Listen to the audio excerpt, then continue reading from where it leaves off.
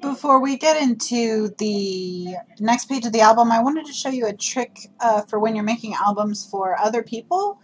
If you include photo mats that were cut with your nestabilities or other shapes, it's good to just take a piece of scrap cardstock and run the next size down through your machine, like you see there. That way you can include them all in the album somewhere so that the person you give the album to can use them to trace their photos. So I just stuck them in that front pocket there. And now I'm getting ready to work on the next page, and I'm going to have a trifold photo mat on this page here. So what I've done is I've just scored this piece of paper so that the two doors fold in half. And now I'm just marking my measurements down, and I'm going to cover it with pattern paper. And I'm going to be making this into a pocket that a tag slides behind. So I'm going to add foam strips to both long sides and one of the short sides. And that way I'll be able to slide something in and it won't fall out the bottom. So next I'm going to decorate the panels of the little doors, and I'm just going to ink them with that color box fluid chalk ink and charcoal and adhere them down to the outside flaps with my ATG. And when I cut this plaid, I made sure that I adhered the two pieces so that the lines are going straight across and not that I didn't flip one so that the plaids don't match up from side to side. And now I'm just going to add a photo mat on the inside. And then two pieces of lined paper so that there's a little spot for some writing. So I'm going to glue those two down, and then I'm going to adhere the whole thing to the page with that foam tape.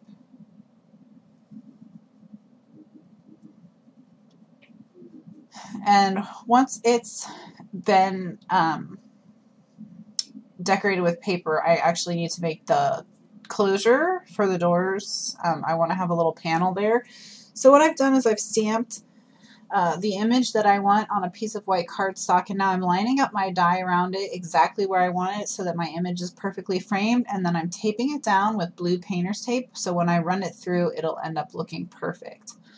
I don't have to guess at where to place my stamp or where to make my die cut.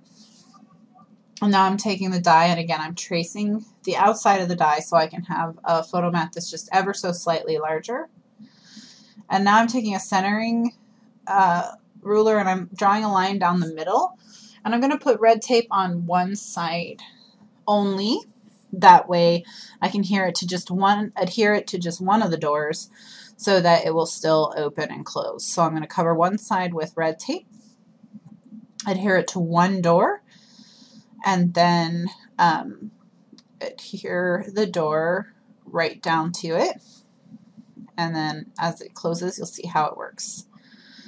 So now I'm going to use foam tape to adhere the stamped image to the photo mat. And that's going to give me a nice, what appears to be closure to the trifold. But that's not actually how it's going to be held shut. It's going to be held shut by the tag that I slide in behind it. So I've cut a piece of white cardstock so that it'll fit in the pocket behind.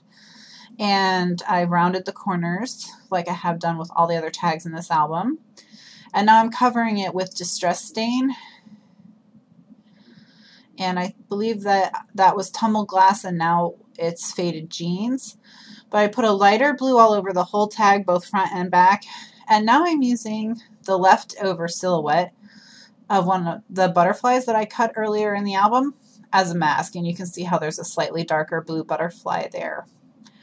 Now I'm going to put the positive image and use it as a stencil as well. And I'm going to ink the butterfly with peeled paint so that the butterfly will be blue and green as you see there. And I'm just dabbing a little peeled paint onto my Tattered Angels misting mat, which is what this pink mat is. And I'm going to use a paintbrush to apply it to the body of the butterfly. so that there's a little blue paint there. And while the distress stains from the butterfly are still wet, I'm going to rub the butterfly with Perfect Pearls, and it's going to stick just to the butterfly because the butterfly is wet from the distress ink. So as you can see there, it's stuck just to the butterfly, and it made it really, really super shiny. So now I'm going to just add a couple journaling lines to the back of the tag, and then we're going to go back to working on the front of the tag some more. I wanted to frame the butterfly somehow. So I'm taking Close to My Heart white ink, and the color is White Daisy, and it's actually a really quite bright white ink. And I'm going to use it to make a frame around the butterfly. So you can see how I've added it all around the butterfly here, and it kind of frames in the butterfly. Gives it a really pretty look, like it's behind glass. And now I'm going to stamp the word, I stamped the word cherish, and now I'm stamping a butterfly on some white cardstock so that I can cut it out in a circle. And I'm using the Martha Stewart circle cutter. And I'm going to cut the circle twice. I'm going to cut it once to frame the butterfly in the white, and then I'm going to cut one that's 1/8 of an inch larger all the way around, and I'm going to adhere the stamped image to the plain brown. And then I'm going to cover the back of it with paper because I don't like the pattern that's on it, and I don't want it to show on the back of the tag. I want something more simple, so I'm just adhering it to a piece of paper with a more muted pattern, and then I'll cut that out again as well.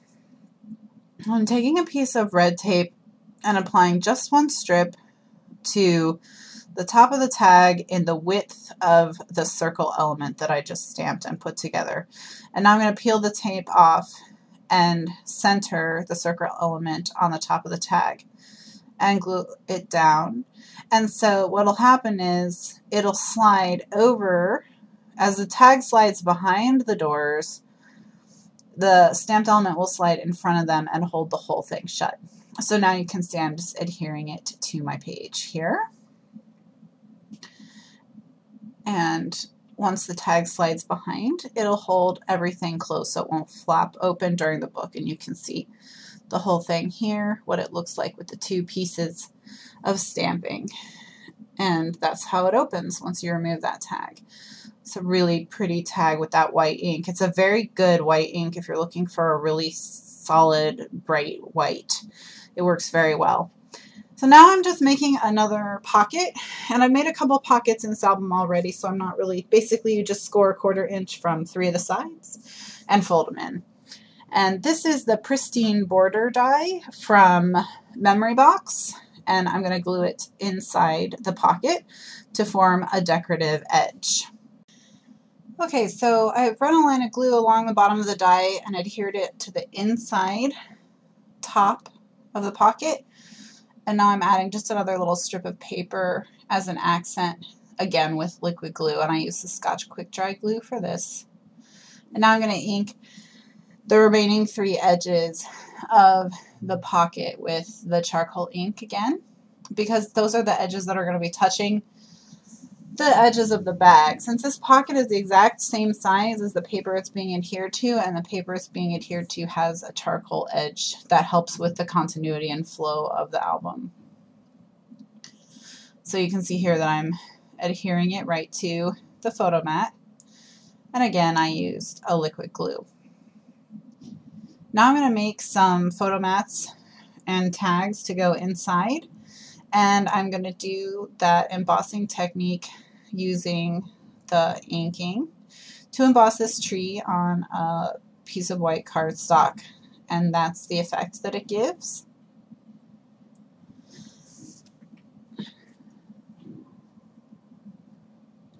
And I have also used an embossing folder. It's from Tim Holtz to make stitching for a photo mat to go on the reverse. So what I'm going to be doing is I'm going to be adhering both of the photo mats to either side of a piece of gray cardstock. And I just center the mats with 2 edges and then cut the rest off. I just kind of eyeball it. And now I'm adhering that to the back. So it's stitched on one side. And now I'm going to make 3 of this shape, which is Nestabilities Labels 13, out of pattern paper and 3 out of white cardstock.